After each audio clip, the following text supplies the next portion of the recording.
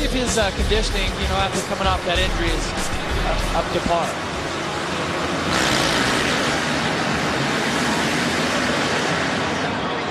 Carmichael gets the whole shot and into the sand section. Michael Byrne on the 26 on the Suzuki. A couple of Suzukis up front there that definitely hooked up here in St. Louis. Wyndham and Reed side by side. Watch this section, Ralph. Triple for Carmichael. That's going to set him apart from second. Sure did. Look at the gap he opened up between him and Michael Byrne by doing 2 triples through that section, Jeff.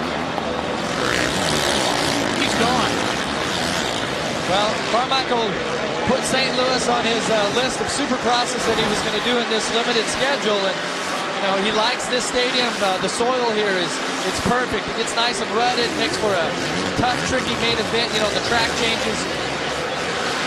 Chad Reed, as you can see on the 22, has gotten around Michael Byrne and Kevin Wyndham. Wyndham around Byrne as well. So move Reed up to second, Wyndham to third, and Byrne up to fourth.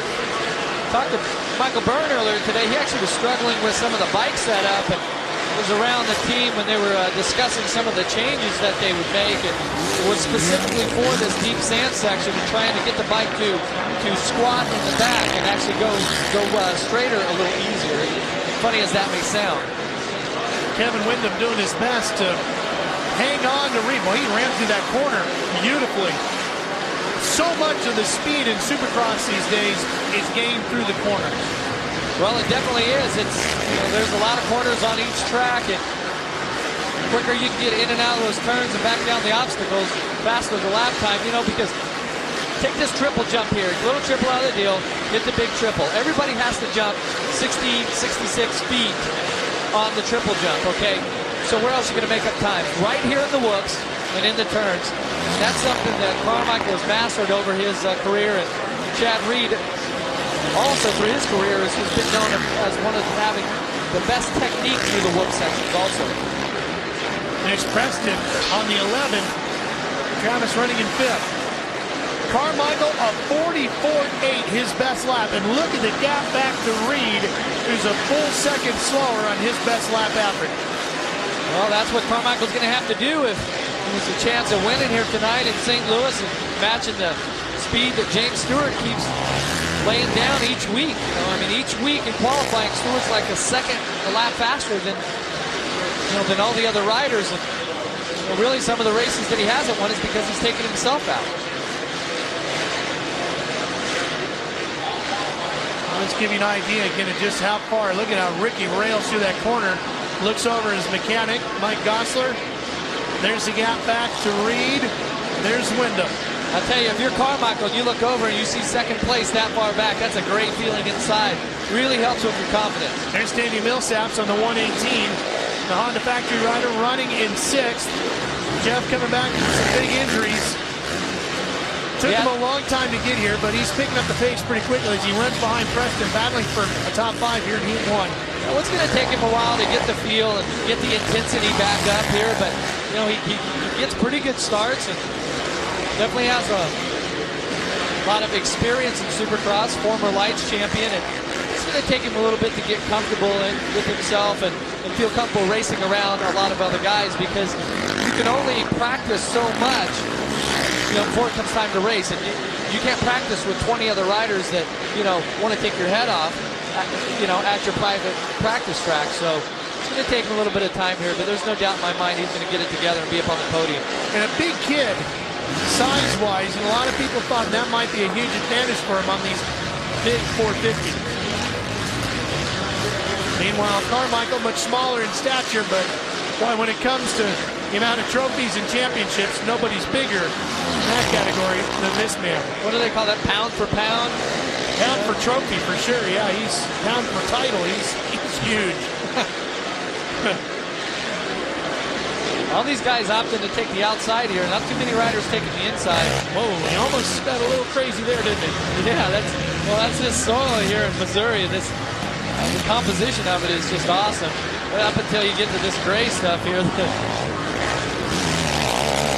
He's closing in on,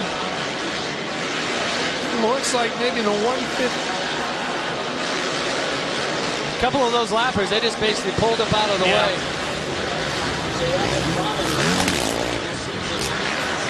That's Brandon Butler on the 524. So Carmichael, he had to switch it up in the whoops there. The 92 was on the left where he wanted to go, so he moved around a little bit. That's actually pretty good because then you get a chance, you don't want to get locked into one line because this track is going to change quite a bit throughout the night. By the time Carmichael sees this track again after this qualifying race, we will have already had the lights main event track that he totally chewed up. One more time through the sand pit. White flag is out, final lap. Remember those names in red scrolling across the top of the screen don't have transfer positions, only the top 9 in green. Carmichael's definitely making it look easy here tonight. Confident, relaxed, no pressure for the championship on the line. So I imagine he's having a great time tonight. This track is awesome. Yeah, he knows it's been a good heat. And he's laid down a 44.8, giving James Stewart something to shoot for in heat number 2, which we'll see here in a few moments.